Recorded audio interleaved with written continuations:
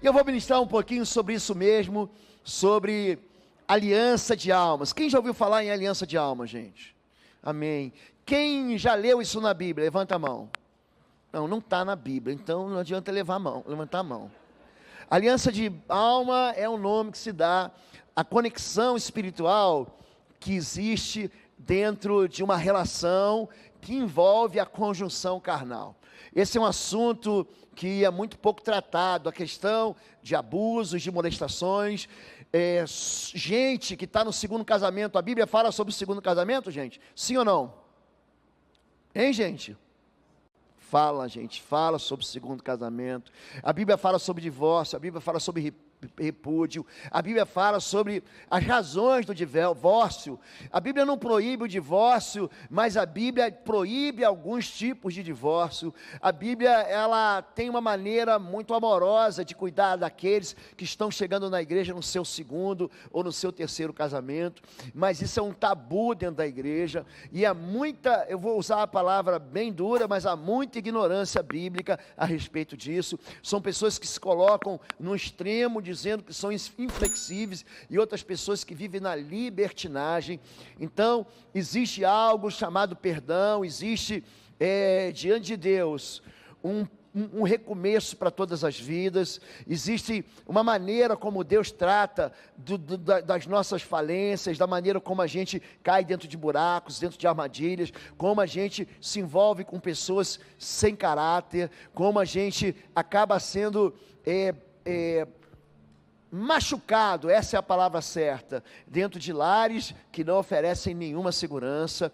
Hoje, no Brasil, a cada dia, eu vou até usar números mais expressivos, 90%, 80% de todo mundo que é abusado sexualmente, é abusado dentro de casa, e a cada 5 mulheres, 2 vão ser abusadas até os 18 anos, no Brasil. Esse número sobe um pouquinho para homens, a cada 6 meninos, 1 vai ser abusado até os 18 anos.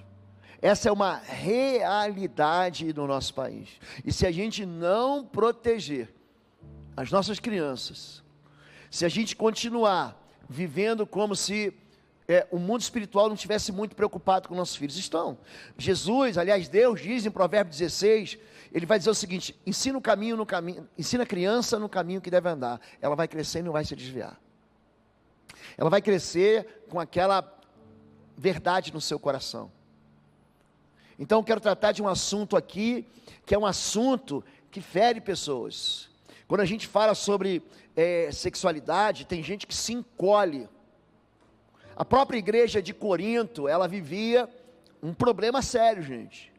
Havia gente que achava que o celibato, ele era mais honroso do que o casamento. E a gente que achava que sem casamento não haveria santidade.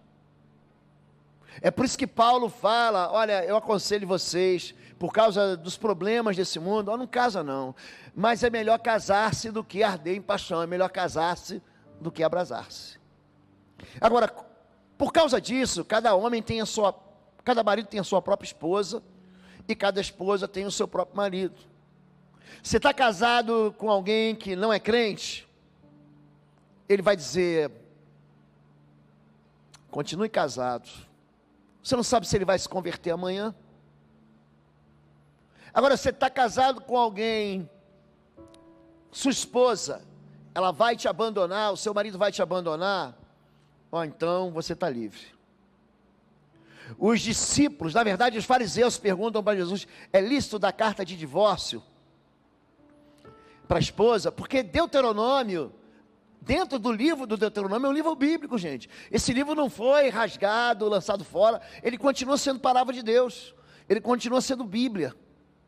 O livro do Deuteronômio é um livro que fala sobre a lei do divórcio, e ele estabelece, inclusive, razões para a pessoa se separar: violência doméstica, a imoralidade sexual. Quando pergunta para Jesus: é lícito dar carta ao divórcio? Jesus diz o seguinte: ele não fala de divórcio, ele fala de casamento. Ouviste o que foi dito? O homem, ele vai atrás da mulher, por quê? Porque ela é osso dos seus ossos. Por que a aliança é tão forte? Por que Adão diz, essa sim, é osso dos meus ossos, é carne da minha carne? Porque ela foi tirada da onde? Da costela de Adão, do lado de Adão. E quando a gente fala de osso, dentro da estrutura do homem, do ser humano, o osso é aquilo que sustenta o corpo. O osso, ele resiste depois da morte. De vez em quando você ouve notícias de que acharam uma ossada. Achamos uma ossada do tempo da Segunda Guerra, do tempo da Primeira Guerra. Achamos uma ossada na Polônia, onde havia os campos de concentração. Achamos uma ossada que parecia ser um cemitério. Então, o osso é aquilo que tem de mais forte na estrutura do ser humano. E é por isso que quando as pessoas vivem um relacionamento sem estrutura de casamento, eles vivem um relacionamento sem base. São relacionamentos superficiais, são relacionamentos que não resistem às provas do tempo. Eu tenho falado aqui para vocês que o casamento é para ser humano adulto. O casamento não é para crianças, porque nós vamos enfrentar problemas. Quando Jesus fala sobre isso, em Mateus capítulo 7, ele fala sobre vida simples, ele fala sobre dinheiro, ele fala sobre como ganhar dinheiro, ele fala sobre como guardar dinheiro, ele fala sobre como não guardar dinheiro, como não juntar dinheiro. Ele fala, olha, não junteis tesouros na terra. Ele fala sobre relacionamento, ele fala sobre perdão. E ele fala inclusive sobre adultério. Ele fala inclusive sobre novo casamento. Ele fala sobre, olha, se você ficar, você vai sofrer. Se você não ficar, você vai sofrer. Existem consequências para isso. Existem consequências quando Davi, ele se envolve num caso embaraçoso com a vizinha dele. A vida dele não teve mais paz. Isso acontece no primeiro livro de Reis, capítulo 11. A paz só chega na casa dele. Aliás, 1 Samuel, capítulo 11. Ele só vai descansar, sabe quando, gente? 13 anos depois. Em primeiro livro de Reis, capítulo 2. Então Davi descansou em paz. Existem muitas propostas malignas que querem dizer para você que você só vai ser feliz quando você se casar. E tem gente que pensa que só vai ser feliz quando se separar. Pastor, quando eu me livrar desse camarada, eu já estou orando para Deus arrebatar ele antes, levar ele antes. É gente que descobre que fez bobagem quando já é tarde demais. E por que as pessoas fazem bobagem tarde demais? Porque elas confundem a paixão com o amor. E a paixão, gente, ela tem uma duração limitada. A paixão, ela é cega mesmo, ela não percebe defeitos, ela vê defeitos, mas passa por cima deles. O amor é diferente. O amor, ele resiste ao decreto do tempo. O amor, ele conhece os defeitos. O amor, ele sabe quais são as falhas. Mas o amor, ele vive uma decisão de ir até o fim. O nome disso é lealdade. A lealdade, ela vem junta com a palavra perdão. E nós experimentamos isso nas nossas relações de maior intimidade. Gente, qual é a relação de mais intimidade que a gente vive? É a relação sexual. O sexo, gente, desnuda a gente. O sexo não é algo do mal, é algo que Deus deu para o homem, para ele experimentar dentro, no altar do casamento. Quando Hebreus, ele fala no capítulo 13, seja o casamento honroso e todo leito sem mácula, porque os que se dão ao adultério, à prostituição, Deus o julgará. Ele está dizendo que dentro do ambiente da sexualidade existe bênção. Em Provérbios capítulo 5, em Provérbios capítulo 6, Deus vai falar 2 vezes: seja bendita a tua fonte. Você deve se embriagar com os carinhos da mulher que você ama. Existe presença de Deus aonde? No casamento. Existe presença de Deus aonde? Na aliança. A primeira aliança que Deus faz é a aliança chamada edêmica. Por que ela é endêmica? Porque ela foi feita no Éden. Deus diz o seguinte para o homem: se você comer, você vai morrer. Era uma aliança incondicional. A segunda aliança é a aliança adâmica, porque ele faz uma aliança incondicional com Adão e diz: a semente da mulher, apontando para Jesus, vai esmagar a cabeça da serpente.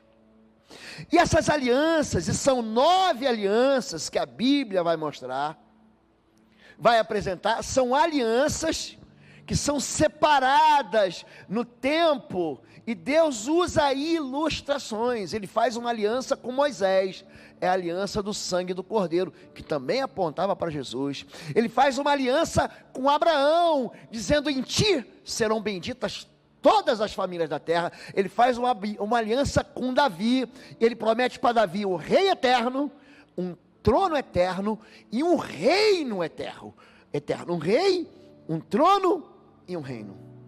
São alianças que todas elas vão se encontrar onde? Na mesa da celebração da ceia de Jesus, quando ele diz: essa é a nova aliança.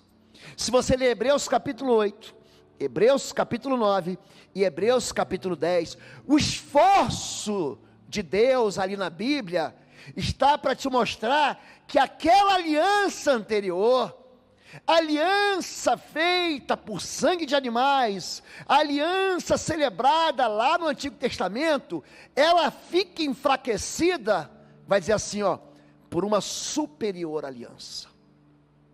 Existe uma aliança que é a mais forte, e é por isso que a aliança é quebrada. É assim que uma aliança é quebrada. Você quer ver uma aliança quebrada? De cara, em Gênesis capítulo 2, é quando Deus diz: por isso o quê? Porque falta um pedaço em mim. Por isso, o homem deixará pai e mãe. Por quê? Porque me arrancaram uma costela. Ele vai deixar pai e mãe, ele vai se unir à mulher. E a partir dali, são 2 almas num corpo só. Eles serão um só corpo. Eles serão uma só alma. O divórcio, gente, ele não pode acontecer sem que seja fraturado um corpo. É como se você pegasse um ser humano e rasgasse ele ao meio. O nome disso é divórcio. Pastor, mas Malaquias diz que Deus odeia o divórcio. Não é isso que está em capítulo 2 de Malaquias? É. Algumas versões diz que Deus abomina o repúdio. Divórcio e repúdio são 2 coisas diferentes. Sabe o que é o pior? A igreja não tolera o divórcio, mas faz vista grossa quando o assunto é repúdio. O que é repúdio? Quando é que você repudia alguém? Quando você trai, quando você bate, quando você é estúpido ou estúpida, quando você nega ou faz chantagem dentro da vida de intimidade sexual, quando você diz assim: então você não vai ter o que você mais gosta. Quando você está falando sobre divórcio, o divórcio é um documento. Você vai no advogado, diante do juiz no tribunal, você pega um papel. A igreja não tolera isso. Mas a igreja tolera o quê? Tolera a violência doméstica. É o homem que está em casa, que devia estar lidando com a proteção sacerdotal da sua esposa, mas ele está na rua, vivendo paixões com outras mulheres. Aí, o nome disso, no grego é porneia, é a imoralidade sexual. É por isso que Jesus diz, se não, por imoralidade sexual. Jesus pega o sarrafo e joga lá em cima. Porque tem a turma que dizia o seguinte, não adulterarás. Jesus diz, eu porém vos digo, qualquer que olhar para uma mulher, e aqui eu vou traduzir para a linguagem de hoje, de agora, você que é mulher que olhou para um homem, e para desejá-lo, você já adulterou na tua alma. E Jesus compõe essa passagem de Mateus 5, usando a figura do inferno, gente. Olha, se teu olho te escandaliza, arranca ele. Porque é melhor você entrar no reino de Deus com um olho só, do que com os dois você ser lançado no inferno. A maneira como nós enxergamos esse mundo erotizado, ela vai levar a gente ou para o céu, ou para o inferno. Ou seja, tem gente hoje vivendo dentro de uma realidade de alma infernizada. Eu trouxe números, e esses números estão no livro, a respeito da taxa de viciados crentes. Não é crente não praticante, é crente, que são viciados em pornografia. E a pornografia, ela conta um monte de história, todas elas mentirosas. A pornografia é uma indústria que fatura 400 bilhões por ano.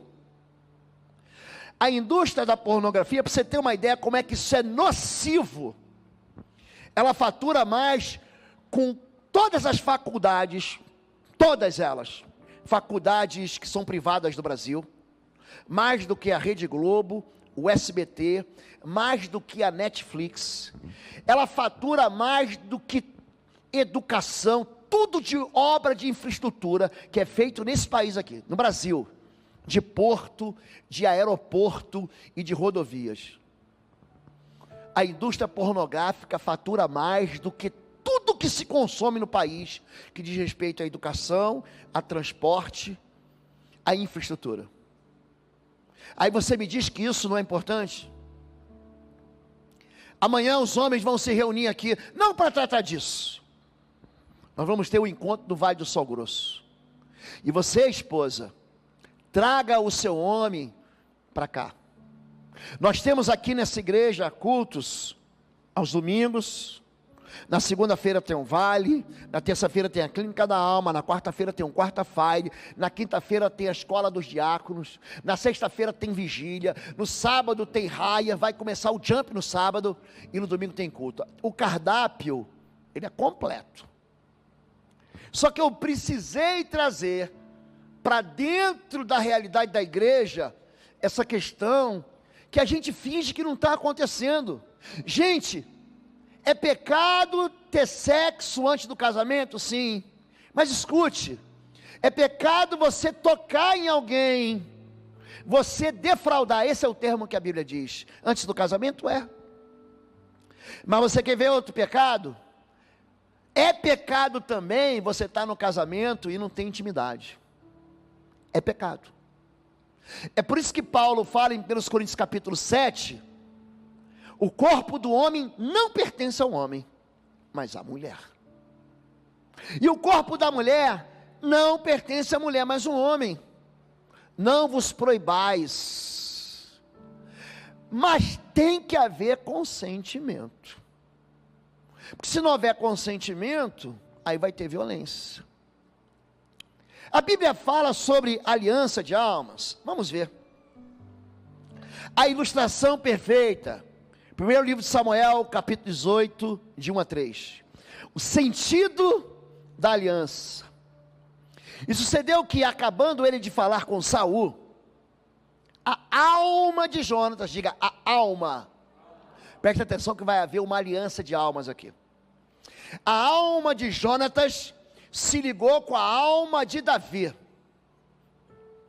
E a turma que quer falar de imoralidade sexual já fica pensando besteira. E aqui não tem besteira nenhuma. Aqui existe uma ilustração perfeita sobre aliança. E Jonatas o amou como a sua própria, diga, alma. É isso que Deus quer de nós? É isso que é o mandamento? Amarás ao Senhor de todo o teu coração, com toda a tua força e com toda a tua, diga, alma. E Saul naquele dia o tomou, o filho dele, e não lhe permitiu que voltasse para a casa de seu pai. E Jonatas e Davi fizeram aliança, porque Jonatas o amava como a sua própria alma. Eles não estão trocando aliança de amizade. Aqui não é uma aliança sentimental. Escute, aqui existe uma aliança diante do Senhor. Davi e Jonatas não viviam no mundo contemporâneo ocidental que a gente vive. Davi e Jonatas, eles viviam dentro de um contexto de aliança. O Deus de Israel, o Deus Todo-Poderoso, havia feito uma aliança com o povo de Deus. Essa aliança era uma aliança de discipulado. Deus falava: eu vou te ensinar, ande por esse caminho, siga esse mandamento, você vai ser feliz. Mas se você não seguir esse mandamento, se você pegar uma trilha diferente, você vai ser infeliz. Se você obedecer, a bênção vai cair sobre você. Se você desobedecer, a maldição vai cair sobre você. Pronto. E aqui, dentro desse contexto de aliança que eles viviam, eles fazem uma aliança. Só que na aliança você traz Deus para ser testemunha. 1 Samuel 28, usa pois de misericórdia para com o teu servo, porque ele fizeste entrar comigo em aliança no Senhor. E Jonatas disse a Davi: o Senhor, Deus de Israel, seja testemunha. Sabe o que eles estão fazendo aqui? Uma aliança com força de juramento. O que Jonatas viu? Ele viu aquilo que Saul não viu. Saul é levantado como rei, e ele desobedece a Deus uma, duas, três. Pensa num homem rebelde, e Deus vai dizer para ele o quê? A rebelião é como o pecado da feitiçaria. Você está me desprezando. Quando ele rasga o manto de Samuel, ele vai segurar Samuel para Samuel não sair da tenda. Samuel diz assim: o Senhor rasgou, o Senhor quebrou a aliança que ele tinha contigo. Ele levantou um rei que vem depois de você, que é melhor do que você. Ele já tinha levantado Davi, um menino de 14 anos, que estava lá em Belém, terra de Efrata, território de Judá, colado ao território de Benjamim, era o vizinho. Eles eram vizinhos. Quando Jonatas faz uma aliança, ele está enxergando o quê? Que Davi é o próximo rei. O que ele faz? Olha, quando você for o próximo rei, você vai me tratar com bondade. Você vai tratar os meus filhos com bondade. Porque qual era o costume? Você lembra o que Jeú fez? Jeú mandou matar toda a descendência dele. Ele mandou matar os irmãos, os primos, os parentes. Porque podia se levantar alguém para apelar e dizer: esse trono é meu. E aí, essa aliança é uma aliança de amizade leal. Assim, Jonatas fez uma aliança com a, diga, família, com a família de Davi. Jonatas fez Davi reafirmar seu juramento, por causa de sua amizade por ele, pois ele havia se tornado seu amigo, eu gosto dessa palavra, leal. E havia se tornado um amigo que você podia confiar, mesmo depois da morte. Ou seja, uma aliança que não iria se quebrar com o tempo. Josué, é um outro texto. Quando ele entra na terra da promessa, ele faz aliança com o povo heveu, que eram os canaanitas, também chamados de gibeonitas, lá na terra de Jerusalém. Eles fingiram, eles se vestiram de pano de saco, levaram pães bolerentos, e fizeram obrigado Josué a fazer uma aliança. E nessa aliança eles prometeram Josué de que não iam, havia uma, mutuamente eles não iam guerrear. Só que ele faz uma aliança enganado. Aquela aliança ficou válida, gente? Ficou. Então tem muita gente entrando em alianças válidas, porque são enganados, ou porque se enganam. Pastor, mas eu não sabia que ele era assim. Mas eu não sabia que ela era assim. A aliança foi feita ou não foi feita? A gente foi feita. Quando Jacó, ele toma todas, ele se embriaga na festa de casamento, ele está pensando que vai casar com Raquel, ele se casa com a irmã de Raquel, ele se casa com Lia. Aquela aliança, ela foi desautorizada por causa disso? Não foi não, gente. Ele continuou casado com a moça de olhos tristes. É assim que a Bíblia define aquela mulher chamada Lia. Ele casou com Lia, mas ele amava quem? Raquel. Ele tinha trabalhado 7 anos para se casar com quem? Com Raquel. Mas ele foi enganado e mesmo assim a aliança permaneceu. A aliança é a maneira como Deus, ele faz a gente se conectar. Jesus, ele vai dizer em Mateus 7, esse sermão do monte, ele encerra aqui. Aqui ele tem um ponto final. Jesus vai dizer: aquele que ouve minhas palavras e as pratica, diga, praticar. Não adianta nada você conhecer a Bíblia, se você não coloca em prática. Se você pratica, você é um homem prudente. Sabe por quê? Você vai pegar a tua casa e vai colocar onde? Na rocha. É isso que Deus fala no Salmo 101. Sendo retirados os alicerces, o que poderá fazer o justo? O que a gente está vivendo hoje? Uma sociedade que tira os alicerces, que te convence de que o erro é acerto, de que o mal é ruim. Nós vivemos dentro de uma sociedade cuja cultura fala sobre, não, nós temos que evoluir. Só que na verdade a gente está indo de encontro a princípios inegociáveis de felicidade. Quando me chamam para fazer casamento, gente, eu não vou pegar conselho nos poetas, eu não vou pegar conselho nos cantores, eu pego conselho na Bíblia, porque a Bíblia vai traçar para mim e para você uma direção de felicidade que não vai ser quebrada. Quando a Bíblia fala sobre gente imprudente, é gente que está vendo o que está escrito, que conhece a direção da felicidade e não pratica. Eu vou fazer do meu jeito. Você sabe que a moça, que o rapaz é viciado, sabe que ele é um porco. Eu contei ontem uma piada e vou tentar repetir aqui. Um casal se conheceu pela internet. Eles nunca se viram. E aí o moço tinha um problema grave, que ele tinha um bafo horrível. Pensa num bafo podre. Ele tinha um bafo de uma sepultura aberta. Mas ele se apaixonou pela internet. E a moça que ele se também tinha um problema grave. Qual era? Ela tinha um chulé horrível. Então, no dia do casamento, eles se encontraram e foram se casar e partiram para a lua de mel. E ele falou: como é que eu vou falar para ela que eu tenho bafo? E ela pensou: como é que eu vou dizer para ele agora? Porque o casamento desnuda a gente. Estavam nus e não se envergonhavam. A gente vê as feiuras um do outro e fala: não tem vergonha, ela já conhece.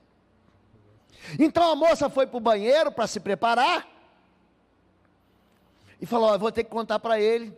E quando ela saiu do quarto, ele falou: presta atenção que eu também vou no banheiro. Ele foi para o banheiro e também foi se preparar.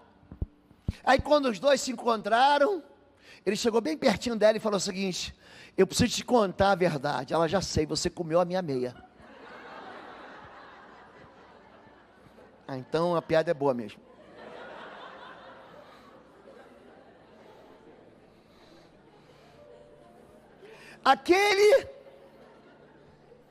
Aquele que não coloca em prática, vai colocar a casa onde, gente? Você sabe que você precisa olhar para o caráter da pessoa. Aí você se casa com um mau caráter. Você sabe que você tem que olhar para a vida dele, a maneira como ele trata as pessoas. Não quem é chefe. Chefe a gente trata bem. Olha para como ele trata o empregado, o funcionário. Olha para como é que ele trata aquela pessoa que faz mal para ele. As pessoas não fazem mal para a gente? Sim ou não, gente? Ou alguém aqui mora no céu? Ou alguém aqui já mora na glória? A gente mora no meio de pecadores. Essa é a sua sociedade. Então, quando você casa em julgo desigual, quando você permite que o seu coração, que o seu sentimento domine a sua razão, você acaba fazendo bobagem. Jesus, ele vai ensinar para a gente sobre a aliança verdadeira. A aliança de Ruth é uma aliança verdadeira.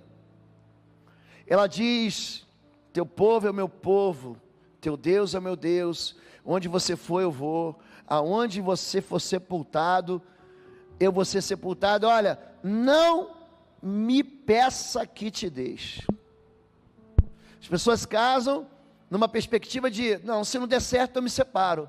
Qual é o problema? O problema é que hoje a gente recebe na igreja gente que está se convertendo agora. Pastor, se você tivesse pregado isso há 10 anos atrás, há 15 anos atrás, há 20 anos atrás, eu não tinha feito a escolha que eu fiz.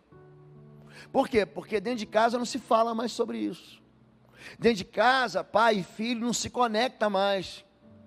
Acredite no pastor de vocês. Um jovem que tem 16 anos hoje, uma adolescente hoje, 16 anos, já viu pornografia. Acredite em mim.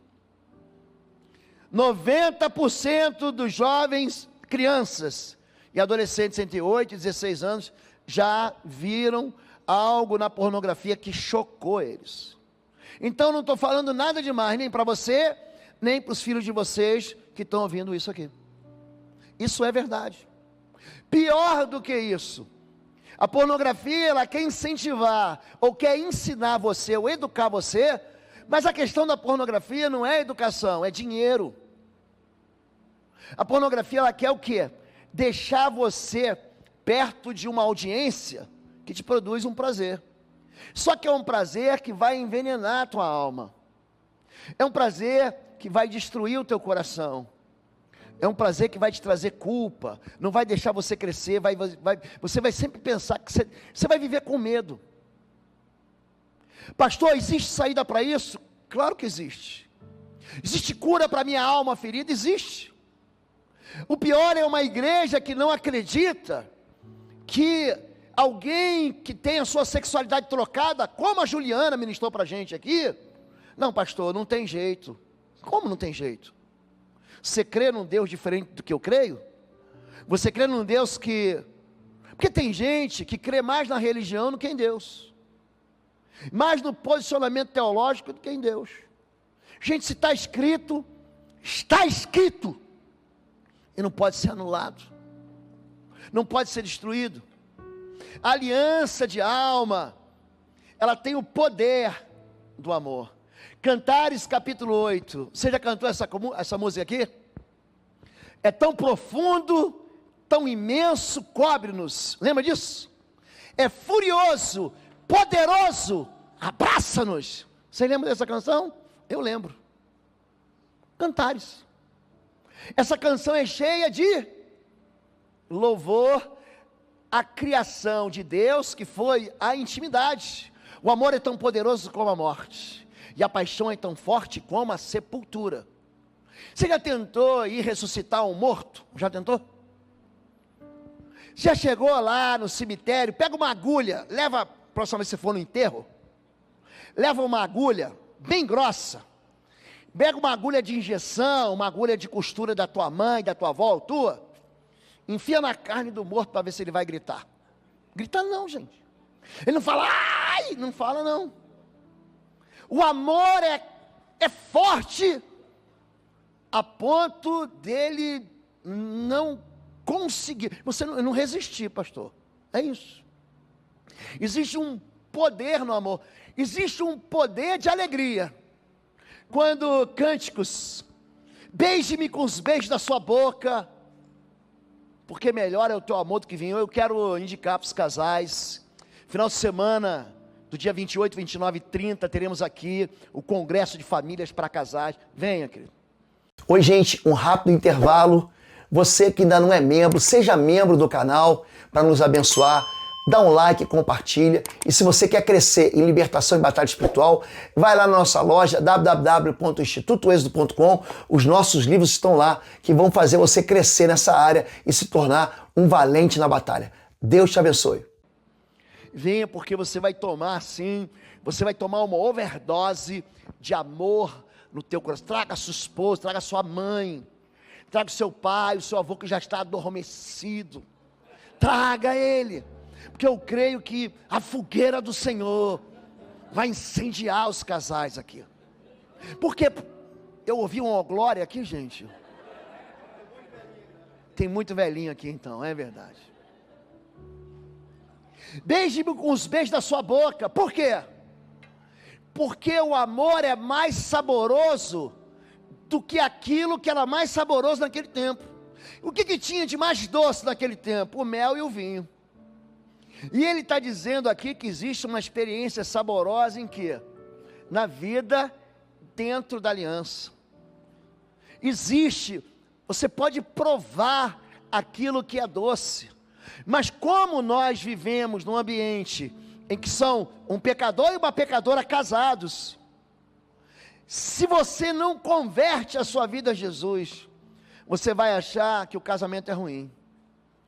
Pessoas que falharam, pessoas que caíram, pessoas que tombaram, pessoas que foram atropeladas, pessoas que foram massacradas, que viram a vovó, que viram o vovô, que viram o papai, que viram a mamãe, num casamento esfacelado, vão dizer, não, casamento é uma instituição falida. Falida é uma conversa.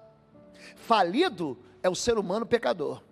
Porque o ser humano convertido, o ser humano restaurado, ele restaura o seu casamento.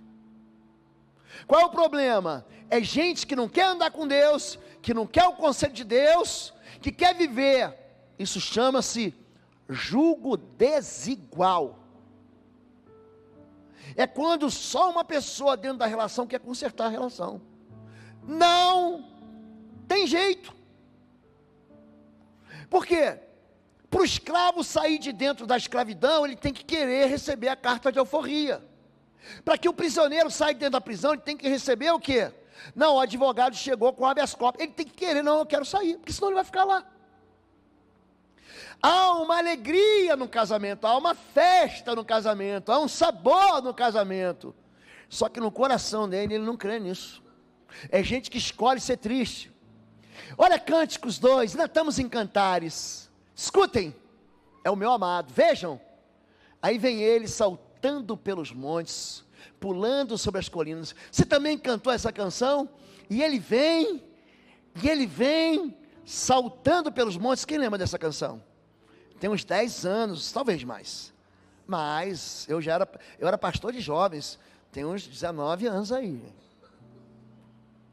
Mas ele está falando da alegria. Na verdade, esse cântico, ele está apontando para a volta de Jesus. A Bíblia diz que nós subiremos ao céu com cânticos de alegria. Você não vai chegar lamentando, ih pastor, deixei a minha conta para pagar na padaria, eu deixei meu cheque especial, não. Quando Jesus voltar, vai ser assim, ó, tchau, fui. Existe alegria no casamento, existe festa, o amor é como um sonho bom. Você já teve um sonho bom? Que você não queria acordar? Você já acordou de um sonho bom e falou assim, não, pera que eu quero sonhar mais um pouquinho, e você tentou emendar no sonho e não conseguiu? Só aconteceu comigo, gente? A noite toda procurei em meu leito aquele a quem o meu coração ama. Não despertem nem incomodem o amor enquanto ele não quiser. Eu quero dormir até o sono acabar. O amor, ele é comparado a um sonho que você não quer ser despertado nunca. Nunca. Um sonho que você fala, é bom demais viver o que eu estou vivendo.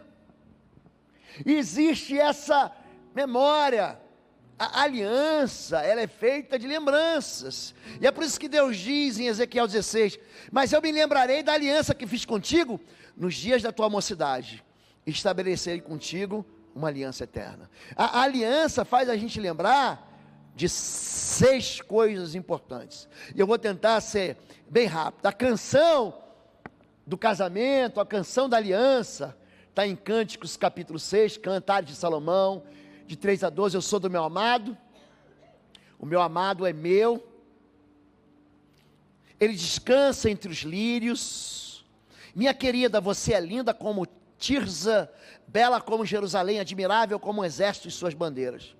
Desvie de mim os seus olhos, pois eles me perturbam, seu cabelo é como um rebanho de cabras, que desce de Gileade, seus dentes são como um rebanho de ovelhas, que sobem do lavadouro, cada uma tem o seu par, não há nenhuma sem crias, suas faces por trás do véu são como metade de uma romã, pode haver 60 rainhas e 80 concubinas, e um número sem fim de virgens, mas ela é única, a minha pomba, minha mulher ideal, ela é a filha favorita de sua mãe, a predileta daquela que deu à luz, quando outras jovens a veem, dizem que ela é muito feliz, as rainhas e as concubinas a elogiam. Quem é essa que aparece como alvorecer, bela como a lua, brilhante como o sol, admirável como o exército de suas bandeiras? Desceu ao bosque das nogueiras, para ver os renovos no vale, para ver se as videiras tinham brotado, se as romãs estavam em flor. Antes que eu percebesse, você me colocou entre carruagens, como um príncipe ao meu lado. Eles estão apaixonados ou não, gente? Eles estão vendo pombinhos ou não? Borboletas azuis, eles estão vendo jardins e flores, eles estão desenhando coraçãozinho, hein, espetado por uma flecha de cupido, sim ou não, gente? Então, os dois estão apaixonados, a sulamita, a plebeia, e Salomão, o rei. Se você ler, antes de chegar no capítulo 6, você vai perceber que o rei, é um cara que tem 1000 mulheres, mas ele gosta dessa aqui, só que essa mulher não dá bola para ele, essa mulher desdenha, essa mulher faz dele gato sapato, joga ele na parede, chama ele de largatixa, essa mulher não está afim dele, mas aqui uma fogueira acende, vira uma chave, o coração dela se abre, então ela começa a perceber que o rei é a pessoa que capturou ela e colocou ela como um príncipe. Você me colocou o finalzinho entre carruagem como um príncipe. E aqui existe alguns princípios de felicidade da aliança. Número 1, princípio do segredo. Para onde foi o seu amado, a mais linda das mulheres? Preste atenção. O casamento, a aliança, ela é celebrada no segredo. Não é para todo mundo saber. Todo relacionamento que você vê, que é bonitinho nas redes sociais, e que não se compromete, nem com carinho, nem com amor, nem com cuidado, fora das redes sociais, ele é falso. É por isso que Jesus diz, quando você se relacionar comigo, quando você for se relacionar com Deus, faz em segredo. Você quer orar de verdade? Ora em casa, ora no secreto, teu pai vem em secreto e te recompensa publicamente. Você quer fazer o bem de verdade? Não deixa a tua mão direita saber o que a tua esquerda está fazendo. Você quer jejuar? Jejum em secreto. O segredo é a primeira chave para uma aliança perfeita de felicidade, sem medo e sem dor. Número 2, a aliança deve viver um romance sem medo, intimidade, que os seus lábios me cubram de beijos, o seu amor é melhor que vinho, leve-me com você, vamos depressa, seja o meu rei, e leve-me para o seu quarto, o meu amado tem cheiro de mirra, quando descansa sobre o meu peito, seu cabelo é como um rebanho de cabras, que desce de Gileade, suas faces por trás de véu, são como metades da romã, eles estão se provando, eles estão se cheirando, mirra é um perfume caríssimo, eles estão se tocando, ele está com a cabeça sobre o peito dela.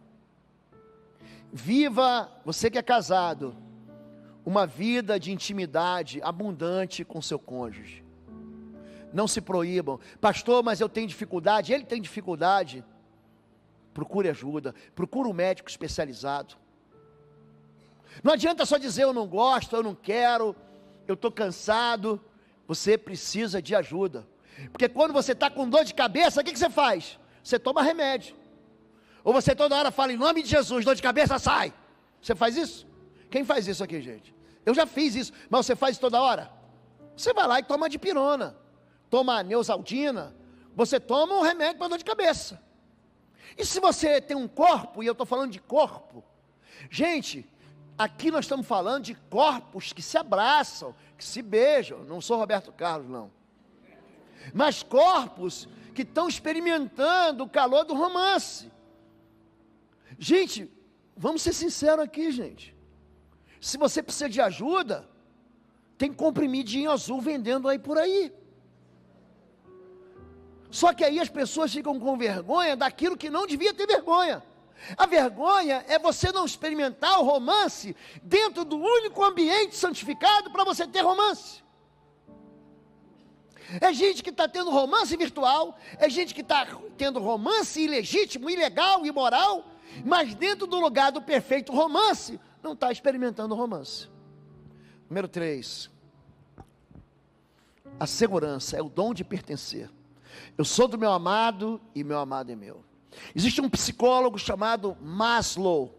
Ele construiu a chamada pirâmide de necessidades. Sabe o que tem na pirâmide de necessidade? Na base dela, você precisa de comida, de bebida, de sono. Você precisa disso para viver, senão você não vive. Sabe por que ainda está assim, um pouquinho acima? Algo chamado segurança. Sabe por que você está tranquilo aqui? Porque teu carro está com seguro. Sabe por que você está tranquilo? Porque teu carro está dentro do estacionamento e tem uma turma lá fora olhando teu carro. Aí você fica tranquilo. A segurança da liberdade. Senão você pega o carro, vai no restaurante e larga lá. E aí você não sabe se confia no guardador ou não. Ó, vou te dar um troco quando a gente voltar, tá bom? Guarda para mim aí, irmão. Mas você não sabe se aquele irmão, ele mesmo vai roubar teu carro. Aí quando toca um alarme, pé, pé, pé, pé, pé, aí você está lá jantando com a patroa, você está lá se deliciando com a comida, espera um instantinho que eu vou lá ver o carro, aí você sai correndo, ah, não é meu carro não, é outro. Segurança da liberdade. Por que você está tranquilo aqui? Porque a tua casa tem chave. Por que você está tranquilo aqui? Porque a senha do teu banco está aqui, está na tua digital, está na tua biometria. A pior coisa que tem é uma pessoa viver um casamento sem segurança. Ela vive com medo. Os casos de adultério, eles não fracassam na hora de perdoar. Sabia disso? Restauração de casamento, Oséias capítulo 6, gente. Deus explica ali 3 vezes como é que se restaura o casamento, 3 vezes. Mas existem casamentos que são irrestauráveis. Mas tem solução? Tem, quando os dois querem. E quando você vai restaurar o casamento, sabe qual é a medida mais difícil? Restaurar a confiança. Não, eu quero que ele volte, eu quero que ela volte. Você vai querer viver com uma pessoa que você não sabe se ela vai de fato ser leal a você ou não. O casamento tem um dom chamado dom de pertencer. O dom de pertencer significa que eu tenho dono, está aqui, ó, tem uma aliança. E que a minha esposa pertence a mim. Gente, isso dá para a gente algo chamado liberdade. Número 4, a proteção da exclusividade. Cânticos 6, pode haver 60 rainhas, 80 concubinas e muitas virgens, mas eu amo somente uma. Você que casou, sabe o que significa o casamento? Significa que nesse mundo havia 7 bilhões, que há 7 bilhões de pessoas, tem 3 bilhões e meio de mulheres e tem 3 bilhões e meio de rapazes. Aí o moço olhou para você e te escolheu no meio das rainhas, no meio das concubinas, e falou assim: é essa aqui. E a exclusividade significa beber da sua própria fonte. Em Jeremias 2, Deus está chamando a nação de adúltera. Deus está chamando a nação, e Ele está dizendo para a nação: vocês pecaram 2 vezes contra mim, vocês cometeram contra mim 2 crimes, vocês me abandonaram. Pior do que isso, vocês arrumaram alguém pior do que eu. Você saiu do melhor, você me abandonou fontes de águas vivas, e foi cavar uma cisterna que só tem lama. Você gosta de beber água da lama? Eu gosto de usar o exemplo: você gosta de beber água da privada? Você vai na privada da tua casa, privada, você vai lá, pega a água,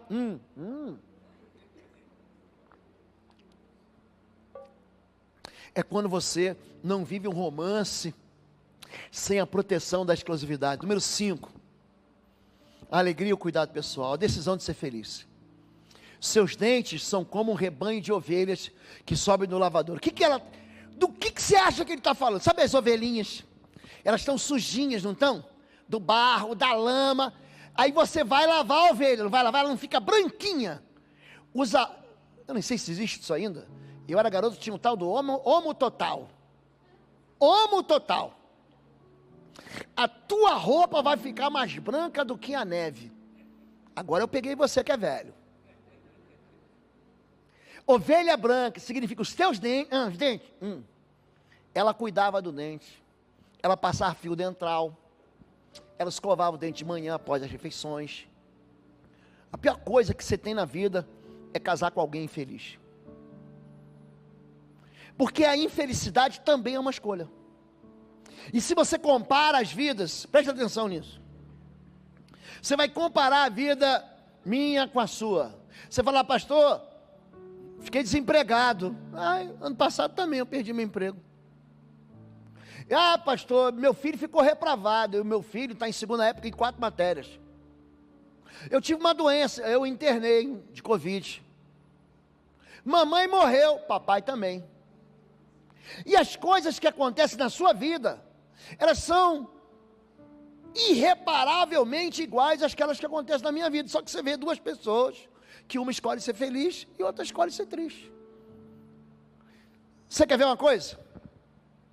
Você vai no supermercado, aí tem uma fila. Você viu o supermercado? Quando ele tem 20, 30 caixas, já aconteceu contigo isso? Você chega lá, só tem um atendente.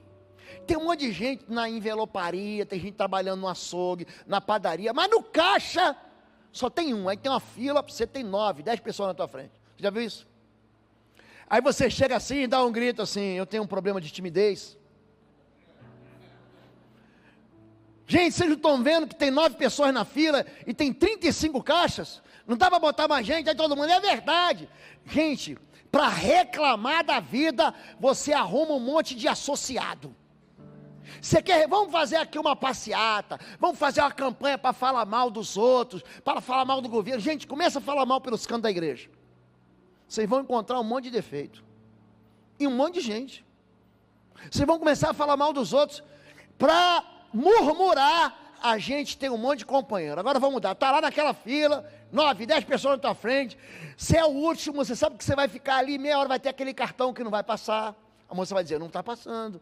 Digitei a senha. Espera aí que eu vou ligar para o meu filho que eu esqueci a senha.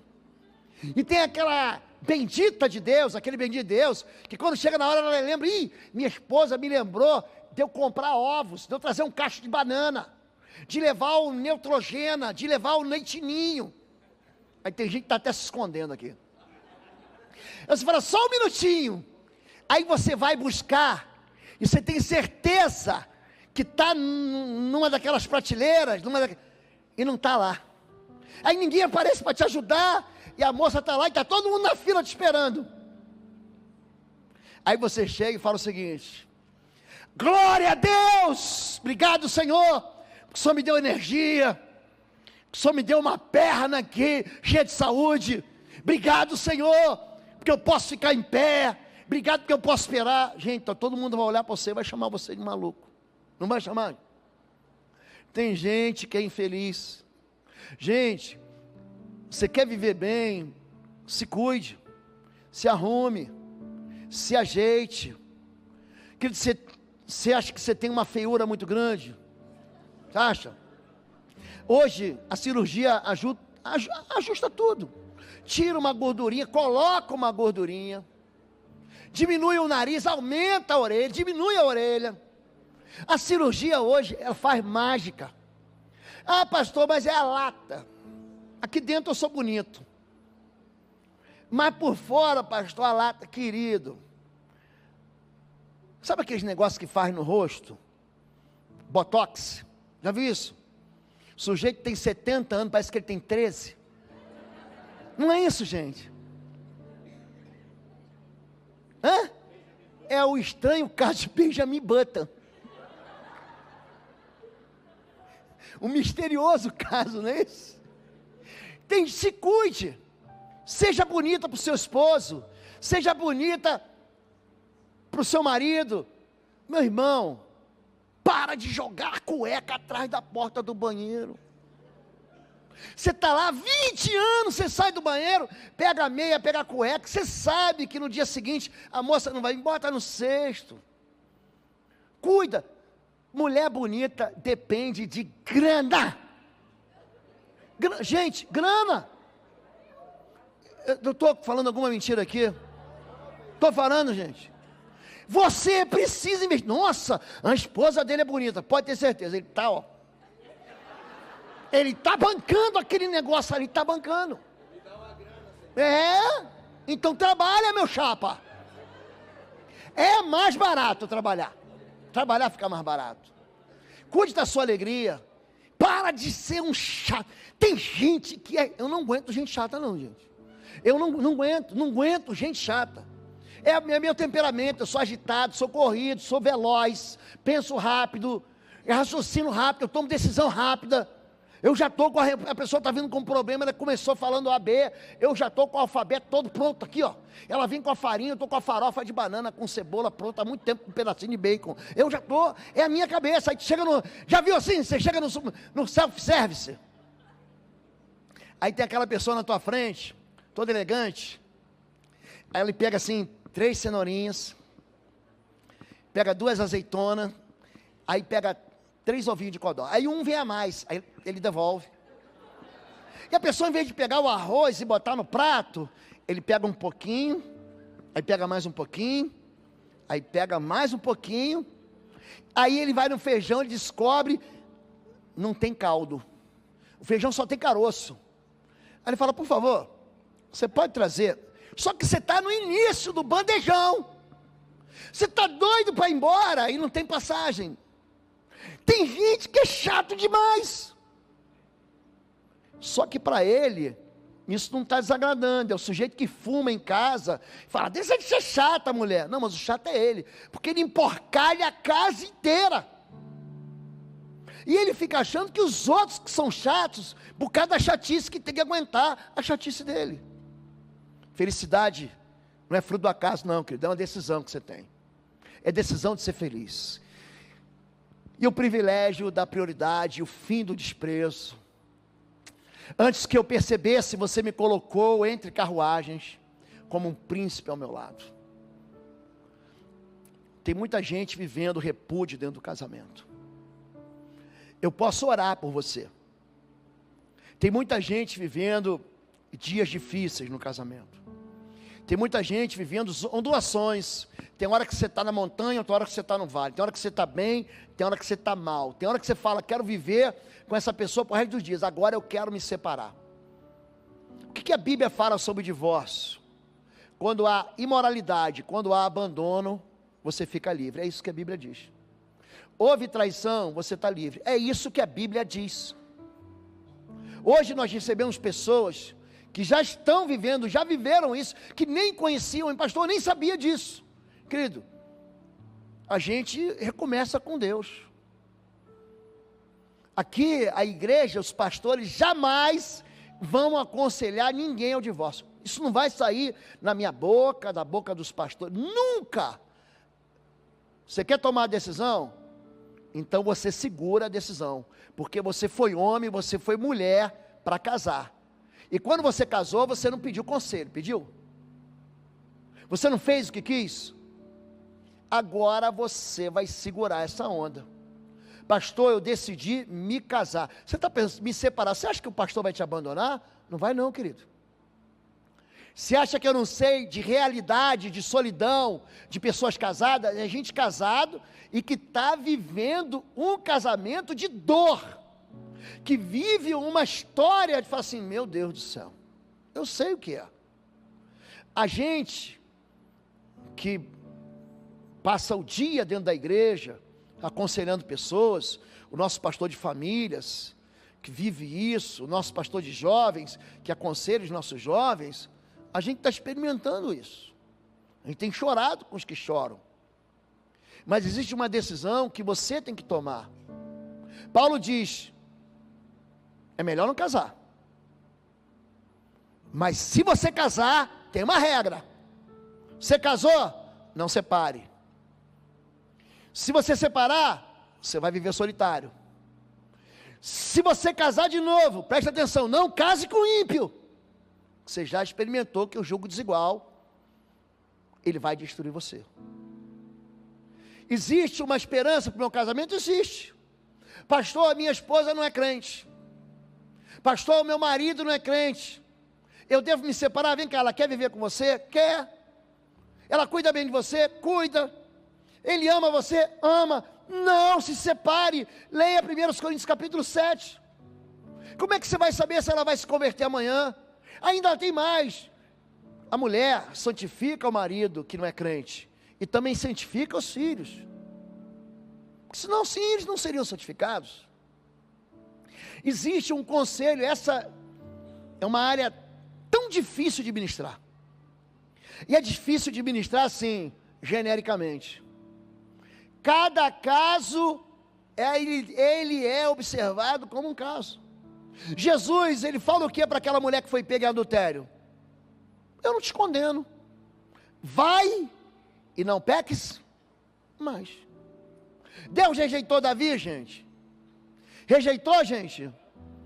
E a gente sabe muito bem qual foi o pecado dele. Abraão caiu nisso. Ele se envolveu com a empregada da esposa. Jacó se casou com 4 mulheres dentro de casa. Rúben, o filho de Lia, colhe mandrágoras. Era uma espécie de Viagra daquele tempo. Aí Raquel falou, me dá ela. Aí Lia falou, você tomou o marido de mim, quer tomar também as mandrágoras do meu filho? E eles então, elas fazem um acordo para quem ia se deitar com Jacó. A casa dele era uma confusão na intimidade. Uma escolha que ele não fez, mas uma aliança que ele entrou e não tem como sair. Pastor, e agora? O que eu faço com a minha vida? Número 1, você é casado? Você é o responsável pela felicidade do seu casamento. Você tem que assumir a responsabilidade de cuidar, de amar, de sustentar, de proteger. É você. O pastor vai orar, o ministério vai abençoar, nós vamos trazer ferramentas, nós vamos ajudar, vamos abrir gabinete para cuidar de vocês, vamos fazer isso. Mas o responsável é você. Não dá para a gente lutar uma luta que quem está dentro da arena é você. Não dá para a gente construir uma casa, eu posso dizer, ó, aqui é rocha, ali é areia. Quem tem que construir é você. Pastor, cheguei na igreja, eu sou solteiro, existe um movimento nessa igreja chamado Cá Entre Nós, para solteiros, separados, viúvos, desquitados, abandonados, desprezados, gente que traiu, gente que foi traído, é aqui. Existe um lugar de amparo, não é? Gente, não é encontro para arrumar namorado, não. Encontro para arrumar namorado, terapia do amor na Universal. Já fui um sábado, fui na Igreja Universal uma vez, estava viajando ali na região de Porto Alegre, trabalhando pela Força Aérea, paguei o motor de táxi, me leva para a primeira igreja. O que ele me fez? Me levou para a Universal. Quando eu entro na igreja, eu estava tendo terapia do amor. Sabe quem estava cantando? Tim Maia. Vou pedir para você voltar. Estava assim dentro da igreja. É o Christian. Mas é um lugar para você cuidar do seu coração. Pastor, pode rolar um casamento? Pode, os pastores vão casar você. O que você não pode? Ir para o outro extremo. O outro extremo qual é? Licenciosidade. Eu vou pegar isso agora então. O pastor abriu a porta que eu queria. Vou me separar mesmo, agora que eu estou de butuca no rapaz, estou de butuca na outra moça. E como aquele casamento que eu estou vivendo, estou vendo que ele não quer mudar, eu vou... Gente, tudo vai trazer consequência. Tudo vai trazer consequência. E existem consequências que a gente não consegue mexer nelas. Agora, o que você precisa saber? É que aquelas alianças que você fez no passado, elas podem ser dissolvidas e devem ser dissolvidas.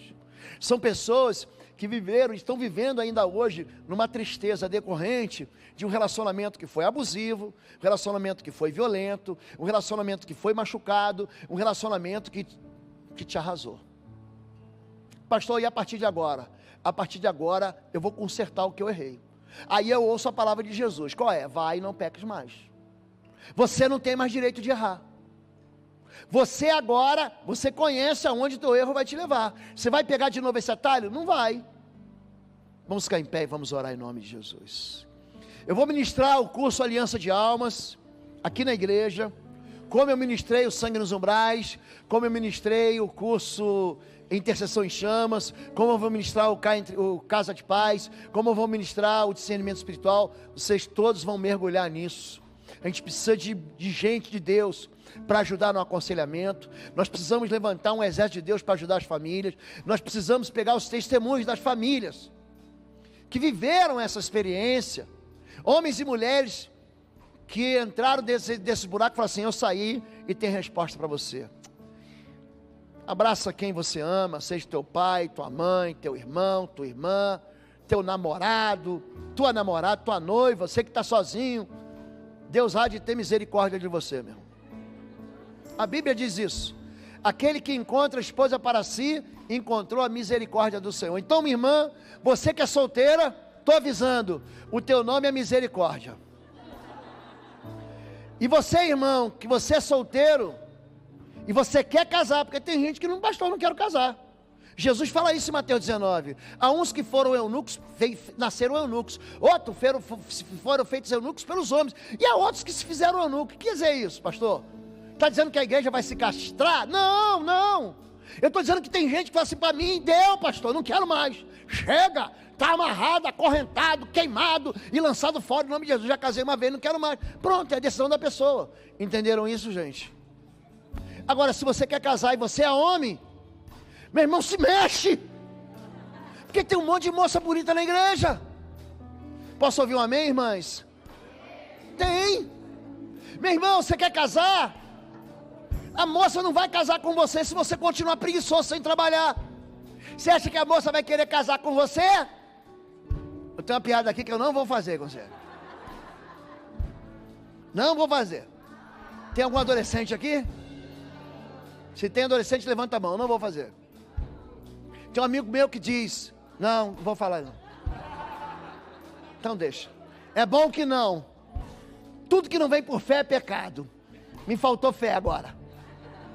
Mas, irmão, você tem que trabalhar, porque senão a moça vai se apaixonar por você. Para quê? Para trabalhar para você? Para ficar sustentando preguiçoso no sofá até meio-dia? Hein? Se esforça, meu amado. Se arruma, minha irmã. Você tem que ver uma moça bonita para chamar a atenção. Para o varão que está por ele levantar: quem é? Um anjo? Não, é a irmã fulana, membro de Bom Retiro. Vamos orar.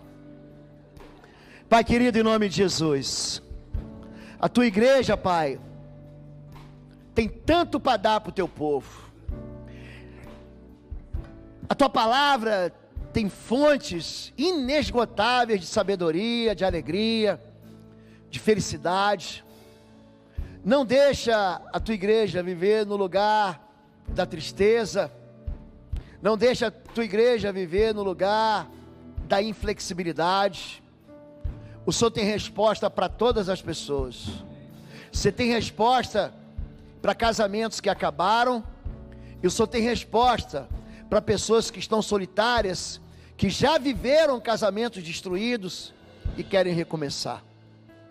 Existem extremos, Pai, que só machucam o povo. Existem extremos que querem normatizar algo que nem o Senhor normatizou.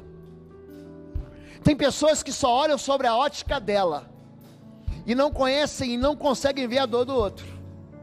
E é por isso que nós nos enchemos hoje de compaixão, nós nos enchemos hoje de amor, que os nossos olhos possam enxergar da maneira como o Senhor enxergou. A tua agenda, Senhor, a agenda do teu filho, é uma agenda cheia de perdão, e eu quero liberar o perdão sobre a vida de cada um dos teus filhos e tuas filhas, que olha para trás e não tem do que se orgulhar, que olha para a sua vida de intimidade e não tem do que se envergonhar, não tem do que se orgulhar, mas vive na vergonha, para que eles deixem essa vida para trás, que essas alianças de alma sejam de fato quebradas, destruídas, destroçadas, mas que o coração deles esteja no teu altar, para que eles encontrem no Senhor, Pai, toda a razão para a felicidade. Quero consagrar cada casamento ao Senhor, cada aliança que foi celebrada no teu altar, cada homem e mulher que escolheu a sua esposa como uma princesa entre rainhas, uma mulher só entre concubinas, cada mulher que tem dito: eu sou do meu amado é meu. Eu abençoo o Bom Retiro, eu abençoo essas vidas. Eu quero ter oportunidade de ministrar durante esse mês de maio, junto com teus filhos pastores, a um coração de uma igreja saudável, ao coração de uma igreja santificada, ao coração de uma igreja com famílias no altar. Eu assim abençoo o teu povo, em nome de Jesus. Amém, amém, amém, amém, gente. Deus abençoe vocês.